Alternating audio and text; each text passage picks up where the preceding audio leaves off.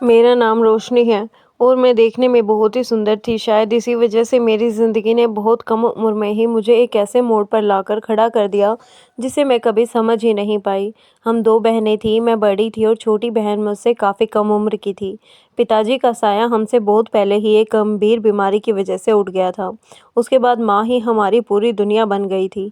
माँ दूसरों के घरों में काम करके जैसे-तैसे हमारा गुज़ारा चलाती थी, लेकिन घर की हालात इतनी ख़राब थी कि हम ज़्यादा पढ़ाई भी नहीं कर सके। जितनी गाँव में हो सकी उतनी ही शिक्षा मिली। जब मैं 17 साल की हुई तो मेरी उम्र के साथ-साथ मेरी खूबसूरती भी लोगों की नज़रों में आने लगी। यही कारण था कि माँ चाहती थी कि मैं बाहर काम ना करूँ, लेकिन हालात ऐसे थे कि अगर मैं काम नहीं करती तो घर चलाना और छोटी बहन के भविष्य के बारे में सोचना नामुमकिन हो जाता। मैंने खुद माँ से कहा कि मैं काम करना चाहती हूँ ताकि परिवार की ज़िम्मेदारी में उनका हाथ बटा सकूँ। बहुत सोच विचार के बाद माँ ने भारी मन से मुझे इजाज़त दे दी। कई दिनों तक काम की तलाश करने के बाद मुझे अपने गांव से दूर एक दूसरे गांव में एक बड़े घर में काम मिल गया। उस घर का मालिक कोई बुजुर्ग नहीं बल्कि करीब 35 साल का एक नौजवान आदमी था और वह घर में अकेला ही रहता था। काम स्वीकार करते समय मेरे मन में डर और आशंका दोनों ही थे कि मैं एक अकेले आदमी के घर में काम करना सही होगा या नहीं, लेकिन मजबूरी ने मेरी सोच को पीछे छोड़ दिया। समय बीतता गया और परिस्थिति ने मुझे आगे चलकर ऐसी ज़िंदगी में धकेल दिया जहाँ मेरा विवाह एक अमीर परिवार में हुआ।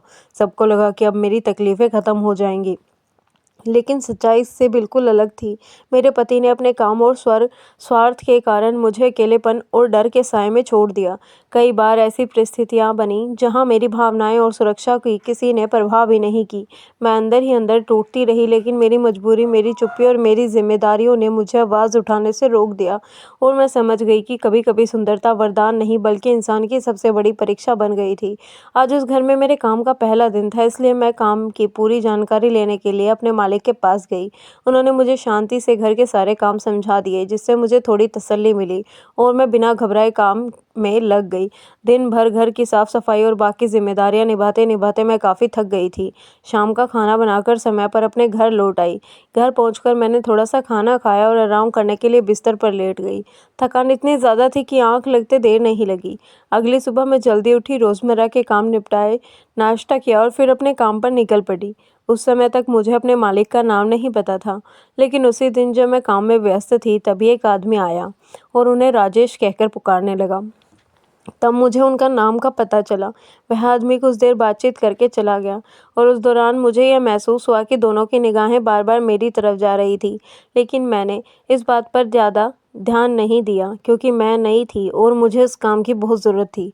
इसी तरह समय बीतता गया और देखते ही देखते उस घर में काम करते हुए 15 दिन गुजर गए। इन दिनों में मैंने महसूस किया कि मेरे मालिक कभी कभी ज़रूरत से ज़्यादा पास आकर खड़े हो जाते थे या बिना वजह मुस्कुरा देते थे, लेकिन मैं इन बातों को समझने के बजाय खुद को सिर्फ अपने काम तक सीमित रखती थी। वे कई बार मुझसे अच्छे ढंग से बात करते और मेरे काम की तारीफ भी करते, जिससे मुझे लगता था कि शायद वे एक समझदार इंसान हैं, लेकिन फिर भी मैं अपने हालात और अपनी हैसियत को याद रखकर उनसे दूरी बनाए रखती थी। धीरे धीरे समय के साथ एक अनजाना सा डर बना रहता था। एक दिन जब मैं घर के कामों में व्यस्त थी और उसी दिन मेरे मालिक घर पर नहीं थे, तभी उन्होंने मुझे पास बुलाकर शांत स्वर में बात करने की इच्छा जताई। उनकी आवाज़ में अजीब सी घबराहट और गंभीरता थी जिससे मैं थोड़ा असहज हो गई, लेकिन उन्होंने कोई गलत हरकत नहीं की। उन्होंने कहा कि वे कई दिनों से मुझसे कुछ कहना चाहते हैं और पूछा कि क्या मुझे कभी उनके व्यवहार में अपनापन महसूस हुआ है। उनकी बातें सुनकर मैं हैरान रह गई क्योंकि मैं खुद को सिर्फ एक काम करने वाली लड़की मानती थी और अपने हालात से आगे कुछ सोचने की हिम्मत नहीं करती थी। मैंने उन्हें विनम्रता से समझाया कि मैं एक साधारण परिवार से हूँ, मेरी माँ और छोटी बहन की जिम्मेदारी मेरे ऊपर है और मैं ऐसी किसी बात के बारे में सोच भी नहीं सकती। मेरी बात सुनकर उन्होंने धैर्य से कहा कि उन्हें मेरे हालात से फ़र्क नहीं पड़ता और वे मुझे सम्मान और सुरक्षा के साथ आगे बढ़ते देखना चाहते हैं। जब मैंने उनके परिवार और जीवन के बारे में पूछा तो उन्होंने बताया कि वे अनाथ हैं। माता-पिता की एक दुर्घटना में मृत्यु हो चुकी थी और अब सारी जिम्मेदारी और संपत्ति उन्हीं के पास है। लेकिन सबके बावजूद वे अंदर से बहुत अकेले थे उन्होंने कहा कि वे मुझे देखने के बाद उनके जीवन में उम्मीद की एक किरण जगी है और शायद इसी भावना को लोग प्यार कहते हैं। उनकी बातों ने मेरे मन को गहरी उलझन में डाल दिया, क्योंकि एक तरफ डर और अनुभव की कमी थी तो दूसरी तरफ यह ख्याल भी उभर रहा था कि अगर भविष्य सुरक्षित हो तो शायद मेरी माँ को आराम और मेरी बहन को बेहद ज़िंदगी मिल सके। लेकिन मैंने खुद से यही कहा कि किसी भी फैसले से पहले सोच समझ और समय लेना ही सही होगा। इन सब बातों पर सोचने के बाद मैं यह मौका खोना नहीं चाहती थी, इसलिए मैंने भी हिम्मत करके उनसे कहा कि वे मुझे अच्छे लगते हैं, लेकिन एक साधारण काम करने वाली लड़की होने की वजह से मैं अपने मन की बात कह नहीं पाई थी।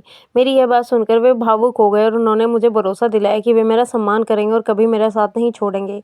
इसके बाद हमारे बीच एक रिश्ता तय हुआ, लेकिन उसके साथ ही मेरे मन में डर और जिम्मेदारी का बोझ भी बढ़ने लगा। मैं खुद को समझाती रही कि कहीं मैंने जल्दबाजी तो नहीं कर दी, क्योंकि अगर भविष्य में कुछ गलत हुआ तो मेरे पास संभलने का कोई सहारा नहीं होगा। इन्हीं आशंकाओं के बीच मैंने उनसे साफ कहा कि किसी भी रिश्ते से पहले शादी ज़रूरी है, और उन्होंने बिना किसी हिचकिचाहट के मेरी बात मान ली। मेरी माँ से बातचीत करके उन्होंने मुझसे शादी कर ली और शुरुआत से में मेरा वैवाहिक जीवन शांत और ठीक चल रहा था। कुछ ही समय बाद मेरे पति ने बताया कि उनकी नौकरी का तबादला दूसरे शहर में हो गया है, जिससे वे काफ़ी परेशान थे, क्योंकि नया शहर और नई ज़िंदगी उन्हें असहज लग रही थी। मैंने उन्हें समझाया कि बदलाव से डरने की ज़रूरत नहीं है और हम मिलकर हर परिस्थिति का सामना कर लेंगे। अगले दिन हम दोनों नए शहर के लिए निकल पड़े। लंबा सफ़र तय वहाँ पहुँचे, जहाँ कंपनी की ओर से उन्हें रहने के लिए एक फ्लैट दिया गया था। उस फ्लैट में 2 कमरे थे और एक और आदमी भी रहता था, जिसका नाम रंजीत था, जो देखने में शांत और शालीन लग रहा था। मैं नई जगह पर थी, इसलिए ज़्यादा किसी से घुलने मिलने से बातचीत बचती थी और अपने काम तक ही सीमित रहती थी। इसी तरह करीब 10 दिन गुजर गए। फिर एक दिन मेरे पति किसी ज़रूरी काम से बाहर गए और देर रात तक वापस नहीं आए। मैं बार बार उनकी राह देखती रही और फ़ोन भी करती रही, लेकिन उनका फ़ोन बंद आ रहा था, जिससे मेरा मन घबराने लगा। उस रात अनजान शहर में नए हालात के बीच और अनिश्चित के कारण मेरे दिल में डर बैठ गया और मैं बस यही दुआ करती रही कि सुबह होते ही सब कुछ ठीक हो जाए। मेरी आंखों से आंसू बह रहे थे और मैं समझ नहीं पा रही थी कि अब क्या करूं। रोते रोते कब नींद आ गई, इसका मुझे कुछ एहसास ही नहीं हुआ। सुबह जब मेरी आंख खुली तो मैंने अपने कमरे में रंजीत को देखकर घबरा गई और तुरंत बिस्तर से उठी कर दूर खड़ी हो गई। मेरे मन में कई तरह के सवाल घूमने लगे और डर की वजह से मेरा दिल ज़ोर ज़ोर से धड़कने लगा। मैंने उससे घबराई हुई आवाज़ में पूछा कि वह यहाँ क्यों है और रात को मेरे कमरे में कैसे आया। उस समय मेरे भीतर का डर और असमंजस आंसुओं के रूप में बाहर आ रहा था। मेरी हालात देखकर रंजीत खुद भी परेशान हो गया और उसने मुझे शांत होने को कहा। फिर बहुत संयम के साथ बोला कि जैसे मैं सोच रही हूँ वैसा कुछ भी नहीं हुआ है, और उसने मेरी सुरक्षा के अलावा कुछ नहीं सोचा। उसने कहा कि वह एक सम्मानित परिवार से है और किसी भी हाल में किसी औरत की इज्जत के साथ खिलवाड़ करने की सोच भी नहीं सकता। फिर उसने बताया कि असल सच्चाई कुछ और है, जिसे जानने मेरे लिए ज़रूरी है। उसकी बात सुनकर मैंने उससे साफ साफ पूछा कि आखिर वह कौन सी सच्चाई है। तब रंजीत ने मुझे बताया कि जिस आदमी से मैंने शादी की थी वह बाहर से जितना अच्छा दिखता है अंदर से उतना ही गलत है, और वह गरीब व भोली लड़कियों को अपने झूठे प्यार और भरोसे में फंसाकर उनसे शादी करता है। कुछ समय बाद वह उन्हें किसी और के भरोसे छोड़कर खुद वहाँ से चला जाता है ताकि कोई उस तक पहुंच ना सके। रंजीत ने कहा कि उसे इस सच्चाई का पता तब चला जब उसने मेरे पति को किसी से फ़ोन पर बात करते हुए सुना और मेरी तस्वीर दिखाकर सौदे जैसी बातचीत करते देखा। उसी वक्त उसे अंदाज़ा हो गया था कि मेरे साथ कुछ गलत हो सकता है। उसने बताया कि वह मुझे किसी मुसीबत में फंसने से बचाना चाहता था, इसलिए वह उस रात मेरी हालात देखकर कमरे के बाहर ही रुका ताकि मुझे कोई नुकसान ना पहुंचे। उसकी बातें सुनकर मेरे पैरों तले ज़मीन खिसक गई और मुझे पहली बार एहसास हुआ कि जिस इंसान पर मैंने आँख बंद करके भरोसा किया था वह मेरी ज़िंदगी को अंधेरे में धकेलने वाला था। रंजीत ने मुझे बताया कि उस दिन वह लगातार मेरे बारे में ही सोच रहा था और बार बार यही सवाल उनके मन में उठ रहा था कि एक मासूम और गरीब लड़की का आखिर क्या कसूर है जो इतनी बड़ी साजिश का शिकार बनने वाली थी। उसने उसी समय यह फैसला कर लिया था कि वह मुझे किसी भी हाल में बर्बाद नहीं होने देगा। अगले दिन उसने राजेश को मिलने के लिए बुलाया और किसी बहाने से उसके ज़्यादा पैसे देकर मुझे उसके चंगुल से छुड़ा लिया ताकि राजेश हमेशा के लिए वहाँ से चला जाए और दोबारा मेरी ज़िंदगी में लौटकर कोई नुकसान ना कर सके। रंजीत ने साफ कहा कि भले ही उसने मेरी सुरक्षा के लिए यह रास्ता अपनाया, लेकिन उसका इरादा कभी भी मेरे प्रति गलत नहीं था। उसने बताया कि जिस रात मैं डर और सदमे में सो गई थी उस रात मेरी तबीयत बहुत ख़राब थी और तेज़ बुखार था। इसीलिए वह सिर्फ इंसानियत के नाते मेरी देखभाल के लिए वहाँ रुका था। उसकी सच्चाई सुनकर मैं फूट-फूट कर रोने लगी और मन ही मन सोचने लगी कि मैंने आखिरकार किसका क्या बिगाड़ा था, जो मेरी ज़िंदगी ने इतना दर्द दिखाया। उस वक़्त मैं खुद को बहुत कमज़ोर महसूस कर रही थी, लेकिन रंजीत ने मुझे सँभाला और कहा कि अगर वह मुझे बचाकर यहाँ तक लाया है, तो अब मेरी ज़िंदगी यूँ ख़त्म नहीं होने देगा। उसने मुझसे कहा कि वह मुझे सम्मान, सुरक्षा और पहचान देना चाहता है, और उसी दिन उसने मुझसे शादी कर ली। उसके घर आने के बाद मुझे पता चला कि वह एक बड़े परिवार का इकलौता वारिस है और उसके पिता एक प्रतिष्ठित प्रॉपर्टी डीलर हैं। इसलिए पैसों की कभी कमी नहीं रही। इतनी पीड़ा सहने के बाद पहली बार मुझे सच्ची खुशी और अपनापन महसूस हुआ। जहाँ एक इंसान ने मुझे धोखा दिया था, वहीं दूसरे ने मुझे इज्जत और जीवन का नया सहारा दिया। बाद में मैंने अपने पति रंजीत के साथ मिलकर उस व्यक्ति के खिलाफ पुलिस के शिकायत दर्ज करवाई, जिसमें कई बार मासूम लड़कियों की ज़िंदगी बर्बाद करने की कोशिश की थी, और ज़रूरी जानकारी भी दी ताकि उसे सज़ा मिल सके। कुछ समय बाद जब टीवी पर खबर आई कि राजेश को पुलिस ने गिरफ्तार कर लिया है, तो मुझे लगा कि आखिरकार इंसाफ हुआ।